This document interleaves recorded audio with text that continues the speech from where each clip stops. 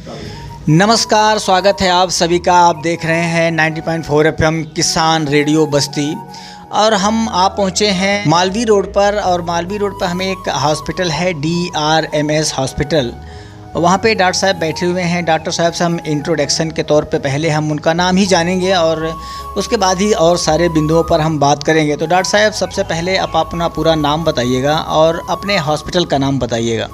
जी, मेरा नाम डॉक्टर प्रमोद कुमार चौधरी है और हमारे हॉस्पिटल का नाम है DRMS हॉस्पिटल बस्ती। जी, डॉक्टर साहब ने अपना नाम बताया इंट्रोडक्शन के तौर पर और अपने हॉस्पिटल का नाम बताया DRM हॉस्पिटल। तो सर, सबसे पहले हम आपसे ये जानना चाहेंगे कि न्यूरो की बीमारी क्या है, थोड़ा उसके बारे में आप प्रकाश डालें। दरअसल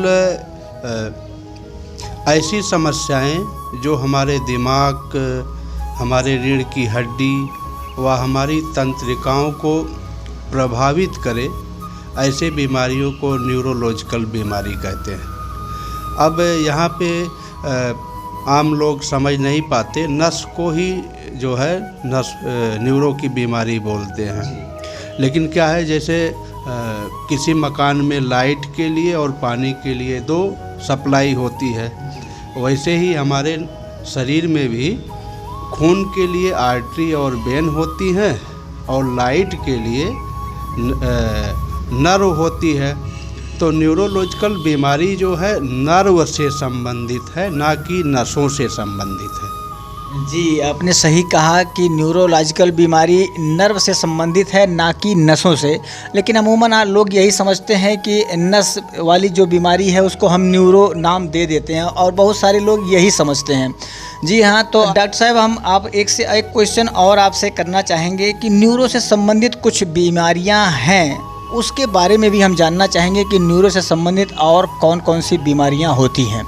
देखिए, न्यूरो से संबंधित तो बहुत सारी बीमारियां हैं, बट आजकल जो कंडीशन है, सबसे पहले हमारे OPD में लोग आते हैं जो कि खासकर नौजवानों के लिए है जी, एक्सीडेंटल। इसमें ब्रेन हेमरेज हो जाता है हेड इंजरी के दौरान, या रीढ़ की हड्डी में चोट लग जाती है जी। तो उनका पूरा जीवन जो है आगे का बहुत ही समस्याओं में गुजरता है और हमें उनको शिक्षा देनी होगी कि हमें बाइक कैसे चलानी है, कौन सी स्पीड में चलानी है, क्योंकि पूरा परिवार उन पे डिपेंड रहता है। तो ये जो एक्सीडेंटल के मामले हैं, इसमें सबसे बड़ा जो है घातक चीज़ है हेड इंजरी। अगर दिमाग की नसों से खून बह रहा है दिमाग में, तो ये बहुत ही सीरियस मामला होता है। और अगर कमर की हड्डी पे चोट लग गई या कहीं और लग गया, तो ये हो सकता है कि हमेशा के लिए जो है अपाहिज बना दे। जी, आपने बहुत सही कहा, क्योंकि हमारे दिमाग की नसें हैं जो बहुत बारीक बारीक होती हैं, बहुत माइनर होती हैं। और भी जो है कि दूसरा जो ग्रुप हमारे यहाँ आता है वो ओल्ड एज के लोग होते हैं, बुजुर्ग लोग होते हैं जिनकी उम्र 50 से ऊपर चली जाती है जी। उनको अगर कोई बीमारी है, जैसे शुगर है, BP है, कोलेस्ट्रॉल ज़्यादा है, थायराइड की बीमारी है, तो अक्सर हमारी OPD में स्ट्रोक के साथ आते हैं, पैरालिसिस के साथ आते हैं, जिसमें एक तरफ का पूरा हिस्सा काम नहीं करता शरीर का, बोलने में परेशानी होने लगती है जी। तो ऐसे मरीज़ जो है अमूमन 60 के ऊपर या 50 के बाद जो है ऐसे घटनाओं में जो है लिप्त हो जाते हैं, क्योंकि हो सकता है कि वो अपना ध्यान सही से ना दे पाते हों, उन्हें अपना BP जो है कंट्रोल रखना है। तो बुजुर्गों के लिए ये सबसे बड़ा प्रॉब्लम है, ये दूसरा ग्रुप आता है जी। आपने दोनों ग्रुप में बहुत ही अच्छी बात बताई, नौजवानों के लिए भी बताया और आपने बुजुर्गों के लिए बताया कि उसमें कोलेस्ट्रॉल है, शुगर है, ये सारे कैसे मेंटेन रखें जी। और भी एक बुजुर्गों का एक दूसरा ग्रुप है जो बाई देवे कभी स्ट्रोक से ग्रसित रहा हो या बहुत हेडक या तनाव में रहा हो, उसको अल्जाइमर या पार्किंसन जैसी या डायमेंशिया जैसी बीमारी हो जाती है, जो कि ठीक नहीं होती है, वो क्योर किया जा सकता है। ये बड़ा ही नुकसान है बुजुर्गों के लिए। जी जी जी जी तीसरा ग्रुप हमारा आता है बच्चे। जी बच्चों में अक्सर जो है इंसेफ्लाइटिस की बीमारी या दिमागी बुखार जिसे कह लेते हैं, मिर्गी वाले बच्चे आते हैं, और हो सकता है मेनिंजाइटिस के आते हैं केस, या इसको एक भाषा में इन्फेक्टिव इंसेफ्लाइटिस कहते हैं या ट्यूबरकुलर मेनिंजाइटिस भी बोलते हैं। और कभी कभी नवजात शिशुओं में जो है हो सकता है पूरी तरह से दिमाग विकसित नहीं होता है, एनेंसेफाली हो जाती है, तो भी बच्चे आते हैं। और भी कुछ बच्चे आते हैं जिसको जन्मजात ही जो है दिमाग में पानी भरा हो, जिसको हाइड्रोसेफेलस बोलते हैं, तो ऐसे भी बच्चे आते हैं हमारे पास। जी जी बहुत सही कहा। जी हाँ, तो अगला और कौन सा टॉपिक है न्यूरो से संबंधित, थोड़ा उस पर भी आप प्रकाश डालें। जैसे और आम चीज़ें हैं आजकल, न्यूरो और मानसिक दोनों मिक्स होके जो है बीमारियां आ रही हैं। जैसे फिरोजन शोल्डर हो गया, कंधे में दर्द, सर्वाइकल का pain, headache, migraine, anxiety, depression, ये सब पहले जो है अलग अलग होती थी, लेकिन अब क्या है कि न्यूरो के साथ मिक्स होके आ रही हैं। कभी कभी उनको न्यूरो और मानसिक दोनों होता है, और फिर वो आर्थो से भी ऐड हो जाता है। बिल्कुल सही कहा। तो ऐसे मरीज आज के परिवेश में हैं, क्योंकि आज का परिवेश बहुत ही चिंताजनक है लोगों के लिए। भौगोलिक सुविधाओं के चक्कर में लोग लगातार एकदम टेंशन में जी रहे हैं। उनको बहुत ज़्यादा जो है एंजाइटी हो रही है, बहुत ज़्यादा डिप्रेशन हो रहा है, तो इससे और जो न्यूरोलॉजिकल बीमारियां हैं उन पे हावी हो रही हैं। कुछ और मरीज हैं जिनमें दिमाग में ट्यूमर हो जा रहा है धीरे धीरे करके, तो ऐसे भी मरीज आ रहे हैं। जी सही कहा आपने कि किस किस तरह के मरीज आ रहे हैं न्यूरो से संबंधित। आपने सारी बिंदुओं पे बहुत ही बाखूबी से जवाब दिया। और हम और एक क्वेश्चन और आपसे करना चाहेंगे कि न्यूरोलॉजिकल जो बीमारियां हैं उसके लक्षण कैसे हमें प्राप्त हों कि हम समझें कि हाँ हमको न्यूरो से संबंधित बीमारी हुई है, उसके लक्षण क्या क्या है, थोड़ा उस पर भी आप प्रकाश डालें। देखिए, न्यूरोलॉजिकल बीमारी के लक्षण हैं लंबे समय का चिंता, डिप्रेशन, एंजाइटी, और स्ट्रोक से संबंधित लक्षण है जैसे बैलेंस नहीं बना पाना, एक तरफ जो है आदमी गिरने की संभावना में रहता है जिसको वर्टिगो, चक्कर बोलते हैं जी। बोलने में परेशानी होती है, मुंह से लार गिरने की संभावना रहती है, नींद नहीं आती है। तो ऐसी, और जैसे डायबिटिक के हो गए तो पैरों में जलन, सून्नपन या सुई जैसा चुभना ऐसी। और कभी कभी बुजुर्गों में देखा गया है कि उनको याददाश्त की दिक्कत हो जाती है, भूलने की समस्या हो जाती है। तो यही सब लक्षण हैं।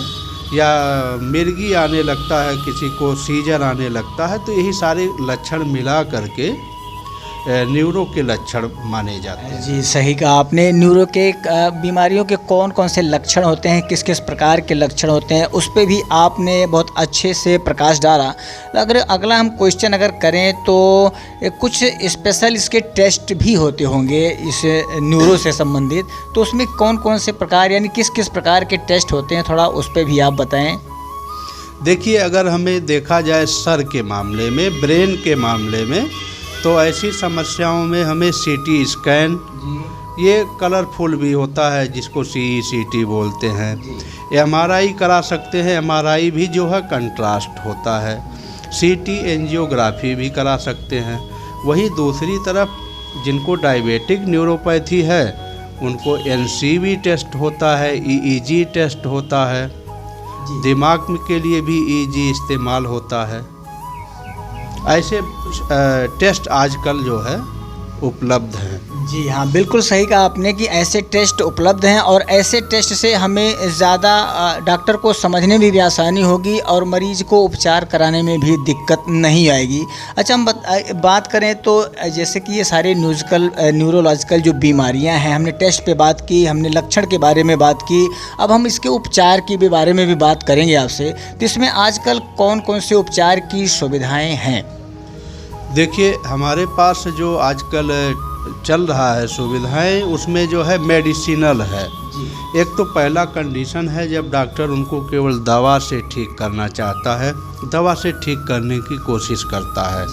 और जब दवाएं काम नहीं करती हैं या कम काम कर रही हैं, या उन्हें लग रहा है कि अंदर दिमाग के या रीढ़ की हड्डी के अंदर कोई प्रोसेस चल रहा, कोई पैथोलॉजिकल बीमारी चल रही है, तो उसको सर्जरी के द्वारा भी ठीक करते हैं। अब मेडिसिन और सर्जरी मिला के भी अगर काम नहीं बन रहा है, कुछ थोड़ा सा और इम्प्रूवमेंट की ज़रूरत है, तो हमारे यहाँ फिजियोथेरेपी की सुविधा है, जिसको न्यूरो फिजियोथेरेपी भी बोलते हैं। तमाम तरह की जो है मसाज, तमाम तरह की एक्सरसाइज, इसके द्वारा भी ठीक किया जाता है। तो कुल मिला के ये जटिल प्रोसेस है, और जो कि अगर शुरुआत में पता चल जाए तो आसान है, नहीं तो ये बहुत ही लंबे समय तक इसका इलाज कराना पड़ता है। जी हाँ, सही कहा आपने। अगर शुरुआत में हम इसको केयर करते हैं तो थोड़ा जल्दी समय में हम ठीक हो सकते हैं, लेकिन अगर उसको थोड़ा सा भी हम डिटेन करते हैं तो ये लंबा प्रोसेस हो जाता है। और आपने उसके उपचार के बारे में बताया। पहले तो हम मेडिसिन से उसको कवर करते हैं, बाद में हम अगर मेडिसिन से नहीं हो रहा है इम्प्रूव तो हम सर्जरी करते हैं, और सर्जिकल और उसके बाद फिजियोथेरेपी आ जाता है। इन तीनों से हम मरीजों को इम्प्रूवमेंट देते हैं जिससे वो सही जल्दी से जल्द कवर कर ले जाए। अगर हम अगली बात हम करें, अगला सवाल हम करें इसी से संबंधित, तो इसमें जो बीमारियां हैं इसमें उपचार हो गया, सारी चीज़ें बात कर ली, लेकिन सावधानियां क्या क्या लेनी चाहिए एक मरीज को, प्रिकॉशन क्या क्या होना चाहिए, थोड़ा उसके बारे में भी आप बताएं। देखिए, इसमें वैसे कहा जाए तो हर बीमारी के लिए एक सावधानियां हैं जो कि करना चाहिए। बट अगर हम शुरू से एक्सरसाइज कर रहे हैं, अपने खान पान पे बहुत ध्यान दे रहे हैं, फास्ट फूड, ऑयल और ऐसी चीज़ें नहीं ले रहे हैं, और एक सबसे बड़ी चीज़ है आज के दिनों को देखते हुए कि एक अच्छी नींद बहुत ही ज़रूरी है, ताकि हमें न्यूरो की बीमारी ना हो, हमें मानसिक बीमारी ना हो। एक अच्छी नींद बहुत ही ज़रूरी है। तो एक्सरसाइज के साथ में अच्छी नींद आती है। दूसरा, अगर हमें कोई बीमारी हो गया है तो हमें समय रहते ही उस पर डाइट के द्वारा, एक्सरसाइज के द्वारा, और हमारे जो डॉक्टर साहब ने जो भी किसी बीमारी के लिए कुछ प्रिस्क्राइब किया हो दवा वगैरह, उसको टाइम से लेना रहता है, जिससे जो है हमारी बीमारी आगे ना बढ़े। खासकर बुज़ुर्गों में जो बीपी और डायबिटीज़ की बीमारी है, इससे जो है स्ट्रोक की संभावनाएं आगे चल के ज़्यादा हो जाती हैं। तो हमें जो है इस पे इतना ध्यान देना चाहिए कि आगे हमें ऐसी समस्याएं ना। ये सही कहा आपने कि हमें सावधानियों में हमें एक्सरसाइज करना चाहिए, अपने खान पान पे, अपने डाइट पे ज़्यादा ध्यान देना चाहिए, जिससे हम अपने आप को स्वस्थ रख सकें। और एक्सरसाइज तो एक स्वस्थ आदमी को भी परमानेंट करना ही चाहिए, वो हमारे शरीर के लिए बहुत ही अच्छा, फ़ायदेमंद है और लाभदायक भी है, जिससे हमें कई बीमारियों से दूर बचाए रखती है। अगर हम बात करें चलते चलते, एक लास्ट क्वेश्चन और हम आपसे करना चाहेंगे कि इसमें जैसे टेस्ट तो हमने बात की टेस्ट पर, लेकिन ऐसे न्यूरो में बीमारियों के कौन कौन से टेस्ट हम नियमित अगर कराते रहें तो हमें इन सब बीमारियों से बच सकते हैं, उसके बारे में भी आप बताएं। देखिए, आजकल ट्रेंड में है फुल बॉडी चेकअप, लेकिन लोग वहाँ तक नहीं पहुँच पाते हैं या सबके लिए सुविधाएं नहीं है। कहा जाए तो एक CBC, शुगर के लिए RBS, आपकी नसों में खून गाढ़ा ना हो उसके लिए lipid profile, thyroid, kidney, liver, इन सब का टेस्ट कराते हुए एक अल्ट्रासाउंड, ECG और एक सीने का एक्सरे, इतना तो 12 महीने में एक आदमी के लिए बहुत ही ज़रूरी है कि वो करवा ले। लेकिन अगर इतना सब भी नहीं कर पा रहा तो CBC RBS, लिपिड प्रोफाइल इतना ज़रूर करा ले हो। जी सही कहा आपने। तो सर हम एक बात और आपसे जानना चाहेंगे कि अगर फुल बॉडी चेकअप एक पेशेंट कराना चाहता है तो क्या आपके यहाँ वो सुविधा अवेलेबल है? जी, हमारे यहाँ जो है सारी सुविधाएं अवेलेबल हैं इसके लिए, और हॉस्पिटल की तरफ से कुछ कंसेशन भी होता है गरीब मरीजों के लिए। जी ठीक है, बहुत बहुत धन्यवाद। आपने सारे बिंदुओं पर प्रकाश डाला, आपसे बात करके बहुत अच्छा भी लगा। आपने किसान रेडियो को अपना अमूल्य समय दिया, इसके लिए बहुत बहुत धन्यवाद। जी जी जी भैया, धन्यवाद धन्यवाद।